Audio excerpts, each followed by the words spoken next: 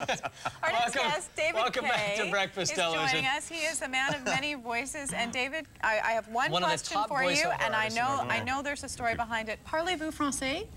Oui. Okay, so you do voiceover work. You get all these different jobs. People ask you to do cartoon voice characters. They ask you to do voiceovers for the news. It's funny, yeah, because it's when I first got into the industry, my agent, still my agent, Ross Rhodes, said, "Oh, can you do cartoons?" You have to do the agent voice. Can you do cartoons? and so I said, "Well, sure." And I had no idea. I went for G.I. Joe, General Hawk. I read the thing. They had me, "Oh, can you try that character?" And I said, "Oh, sure." And I did this General Hawk voice. Let me hear General Hawk. And it's, quick, follow me toward the danger. That sort of thing. It's that hero thing.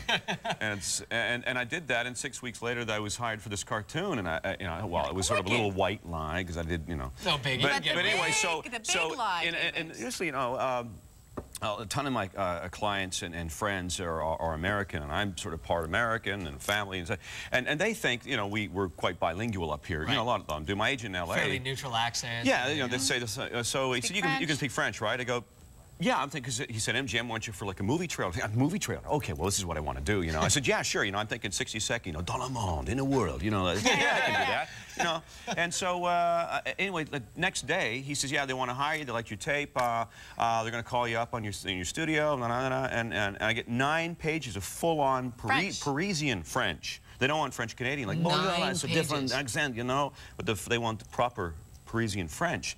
And so I call a friend of mine who owns Carte Blanche in North Van. It's a flower store. Ferdy's great. He came to coach me. David's going through the phone book looking for patisseries. Our neighbor happened to be a French teacher who's from Paris. How much time did you have to learn, I was 3 in the morning phonetically writing it out. Oh, I got to do this. And the next morning at 9 o'clock, had coffee, and Ferdy is there to coach me. They're on the air. David, you there? Hi, it's L.A. You ready? Sure. This first section needs to be in 7 seconds.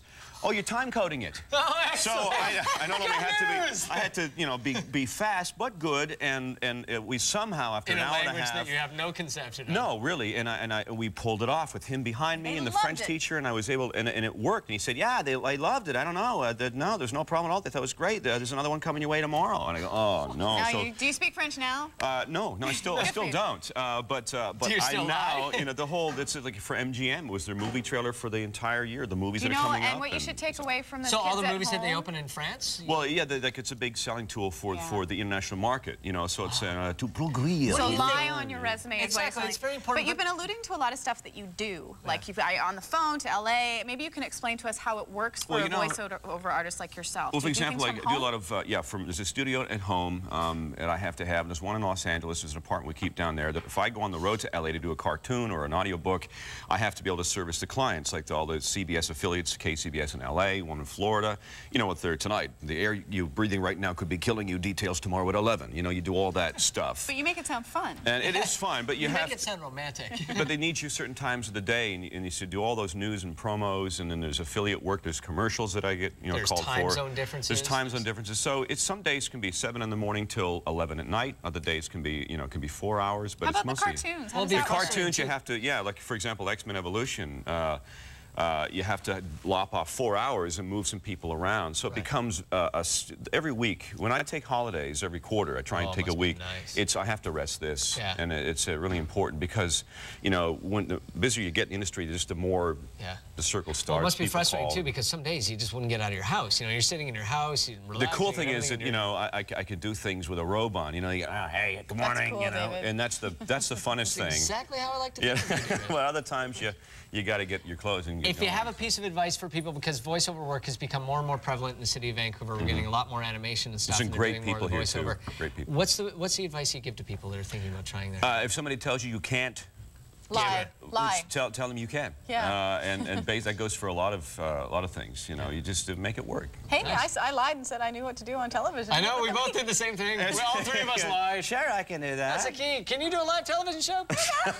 Yeah. You can.